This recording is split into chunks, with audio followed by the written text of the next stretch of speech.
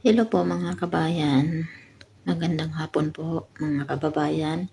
Kamusta na po kayong lahat dyan? Dito sa Abha guys, walang warning alert dito. Pero doon sa Alcars, grabe, sa isang araw parang 3, 4, 5 warning alert dun. Kasi malapit lang talaga doon yung yung alam nyo na, ayaw ko na magsalita. Katapos lang din naglilinis at nagluluto mga kabayan. Kumusta na po kayo? Ito, kakain na po ang katulong nyo. 2:00 na po ng hapon pala. 2:00 ng hapon po. Katapos ko lang dito sa loob naglilinis. Doon na lang sa second floor sa kanilang kwarto kasi tulog pa sila eh. Pero lahat ng kwarto na walang natulog, bakante lahat, ay nalinisan ko na po kanina. Wala akong maayos na tulog guys kasi matagal na tulog yung alaga ko maliit, yung bunso. May kwarto naman siya doon sa taas. Tinawagan siya kanina ng kaniyang mama doon matutulog. Kaso lang kapag matulog na sila, bumaba yan dito sa akin kaya hindi ako makatulog na maayos kasi naglalaro kasi dito. Tapos laging humahalik sa aking kamay. Kaya ganyan yan siya kaya hindi ako nakatulog ng maayos. Pag natulog na yan siya, nagtatrabaho po ako. Kaya umaga na po kami dating kasi galing sa bakasyon. Kaya ngayon guys, sobrang antok yung mata ko. Pero nakapaglinis na ako sa loob ng bahay. Doon na lang sa kwarto. 3 sa taas. Saka CR. 2 CR na lang. Tapos sa labas. Nag-ulan pa kasi. Tingnan nyo yun. Sobrang maitim yung langit. Kaya tingnan nyo yan. Hindi kasi pwedeng i-video yung labas eh. Yung pintuan. Hindi. Window. Yung bintana binuksan ko. Malakas pang ulan guys. Kanina pa yung umaga nag-ulan guys. Minsan lang kasi nag-ulan dito. 1 taon parang himala na yung 5, 6. Hindi na yan maumabot ng 10 ulan sa 1 taon. Kaya dito sobrang saya namin kapag mag-ulan. Kasi kapag walang ulan guys, grabe yung alikabok ang bahay guys. Sobrang buhangin sa labas. Kasi yung labas ng bahay, naka-tiles pa rin yan. Hanggang labas ng gate, naka-tiles pa rin. Pati yung sa grahean ng mga sasakyan, naka-tiles pa rin. Kaya kailangan talaga siyang lilinisan araw-araw. Kaya ngayon, hindi ako nakalabas. Ayun, lumakas ulit. Lumakas ang ulan guys. Kaya huwag nang alalahanin dyan. Kapag yan, pag tumila na yung ulan, pwede na yan. Pero, hindi, bukas na. Hindi naman siya masyadong sobrang ng basura sa labas. Lang buhangin. Yung mga buhangin kasi, pumasok sa lakas ng hangin. Kaya, yun lang. Hindi naman yan makikita sa highway eh. Kasi, sa highway kasi kami. Kaya pag yung mga sasakyan, yung mga buhangin, milipad dito, pumasok.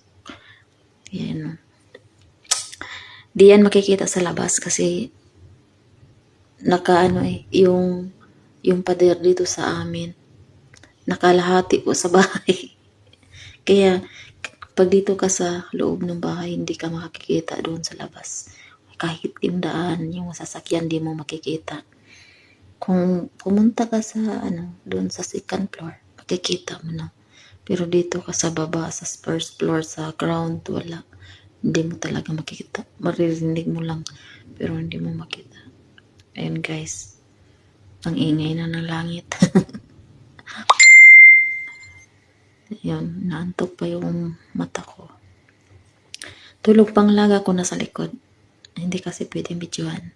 Kaya, Tulong. So, makain tayo guys. Wala pa akong almusal guys. Alas 2 na ng hapon.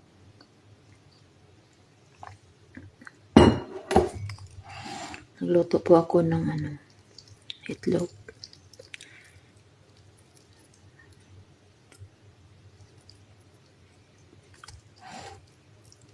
Nagluto ako ng itlog guys. Itlog yung ulam ko. Nagluto ako ng kanin kasi wala kaming tinapay. Ano na kasi, sarado na po yung mga tindahan pag uwi namin kagabi. Doon pa lang sa Riyadh pa lang, nabili na kami ng petsa pang hapunan namin. Kasi umalis kami sa Alacards. Umalis kami ng Alacards kahapon alas 4:30 ng hapon. Kaya hanggang dumating kami dito alas 3:30. Tapos nag-ano pa ako ng mga luggage namin. Sobrang bigat yung mga luggage. Dinala ko sa room nila doon sa taas. Ako lang kasi mag-isa dito guys. Sobrang laki ng bahay guys. Pero salamat sa Diyos at nagmamadali ako. Naglilinis kanina. Natapos ko din talaga yung paglilinis. Doon na lang sa kwarto nila. Tatlo na lang. Alaga ko isa yung kuya. Hindi natutulog. Lagi nagsiselfone. 2 araw, gabi na yan guys, walang tulog. Kaya sabi ko nga, bakit hindi ka natutulog? Sabi niya, masakit na yung ulo niya. Hindi naman natutulog, lagi na cellphone. Tapos yung mata, pumula na.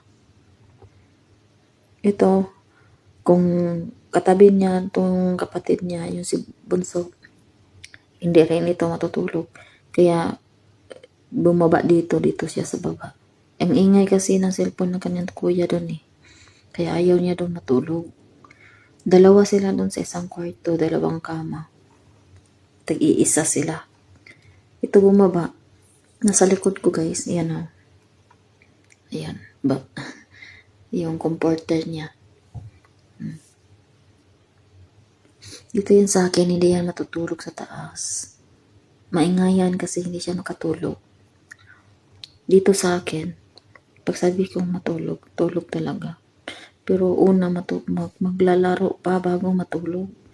Kaya umabot talaga ng 2 oras, 1 oras maglalaro yan. Kasi magigigil siya sa kamay ko. Lagi niyang ganyan yung kamay ko. Bago yan natutulog, parang habit na niya matulog ba. Tapos nagkakanito dito, nakakawak dito sa akin. Ano kasi yan, sa akin yan siya lumaki eh. Mag 6 years na yan siya sa May 20 guys. Sa akin yan lumaki yung bata na yan kasi mula pag labas niya, hindi yan nakatabi sa kanyang mama. May tulugan yan siya na para siyang, anong tawag na kuna, diba?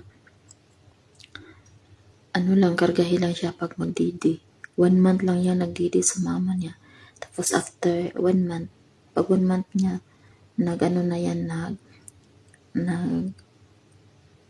yung sa can breast, diba? Yung sa kaon ba, sa yung gatas na powder na yung ginagamit. Kaya, maganda talaga yung breastfeed guys.